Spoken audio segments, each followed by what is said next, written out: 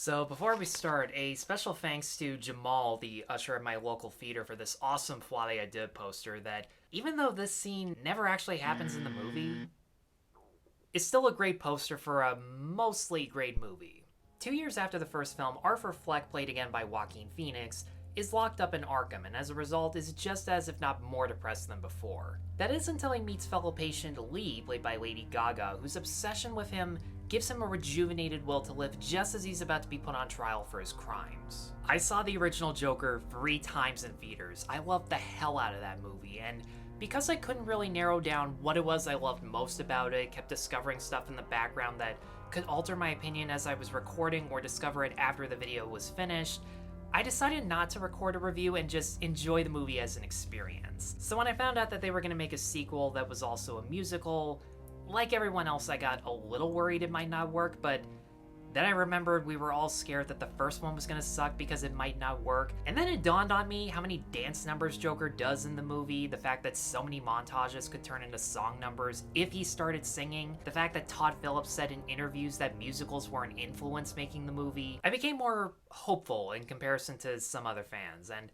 I gotta say, the musical numbers in this might actually be the most suspenseful thing about Folie Deux, which is saying a lot because this is still an intense thriller without them. Like the first film, the cinematography has this blue, yellow, and green tinted film noir style of lighting that creates this dreary, cynical atmosphere Arthur sees the world as that's still gorgeous to look at, with ultra-wide or close-up shots that make you feel claustrophobic being in Arthur or Lee's presence. The 2 main locations in this are Arkham and a courthouse with very few deviations, both crowded with people who either share Arthur's violent urges or despise and publicly ridicule him, making the uneasiness constant.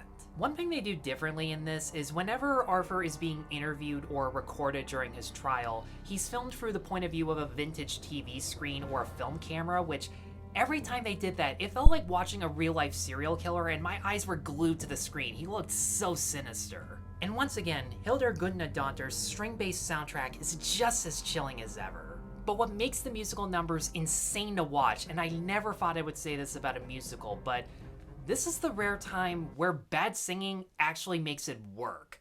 Because Joaquin Phoenix cannot sing worth a damn, and the movie knows that.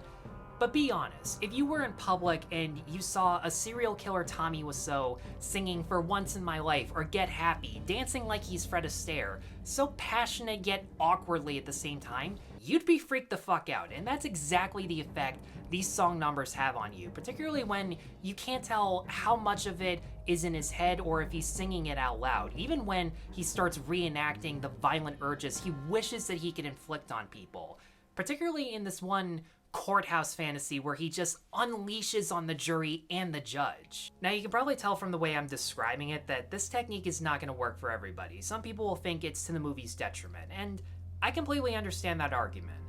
All I can say is, as I was watching these 2 disturbed psychopaths sing such beautiful, optimistic songs from The Carpenters or Judy Garland, where the fantasies switch from the blue, yellow, and green tint to this bright, vibrant Technicolor style on amazing sets that look straight out of a Golden Age musical, I went back and forth from smiling in awe to rocking myself in discomfort. There's even a Looney Tunes style animated recap of the first movie that was amazing to watch. They don't make movies as daring as this anymore in Hollywood, and I really miss that.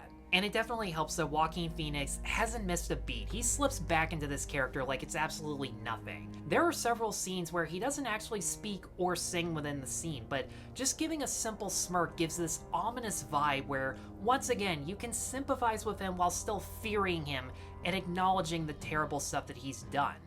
They do repeat the same nurture versus nature routine from the original, but this time they focus more on how the public and the media selectively view him and his actions without acknowledging all of the facts surrounding his case or his crimes. Because the prison guards in this, led by a despicable Brendan Gleeson, go back and forth from being friendly to threatening whenever he does or doesn't do favors for them, because he's basically their celebrity, their entertainment. The prosecution clearly cares more about winning a high-profile case as opposed to actually serving justice. The court-ordered shrinks only spend a session and a half with him before deciding whether or not he's mentally fit. Steve Coogan in a pretty good cameo as this reporter who immediately has it out for Arthur, doesn't care about the traumatic upbringing, and has this once a monster, always a monster mentality. Even Catherine Keener as his lawyer, the one person in this who actually has 100% care about his needs and his needs first, is still coaching him on what's best to look and say about in public, whether or not he actually believes in it. And on the other hand, you have the Joker followers who are totally fine with what he did because he did it to people that they hate and use his upbringing as an excuse for his actions. And the public pressure weighs so much on Arthur to the point where two side characters from the original come back and give much better performances.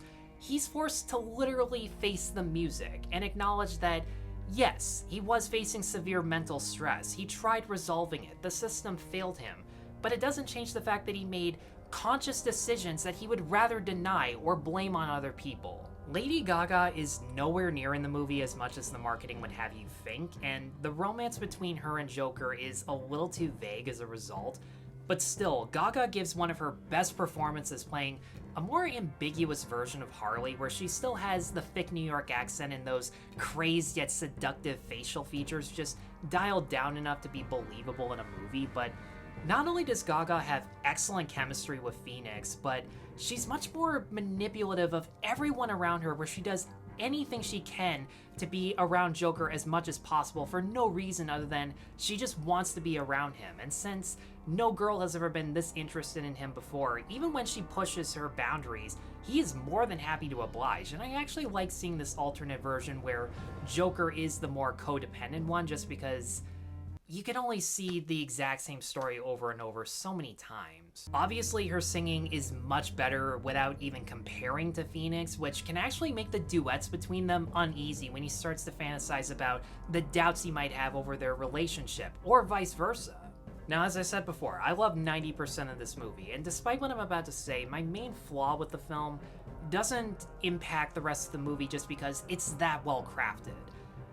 But where it lost me story-wise was there's a moment in the climax where you think it's about to end, and to be honest, the movie should have ended there. There would have been more of an element of mystery surrounding where Arthur or Joker go from here.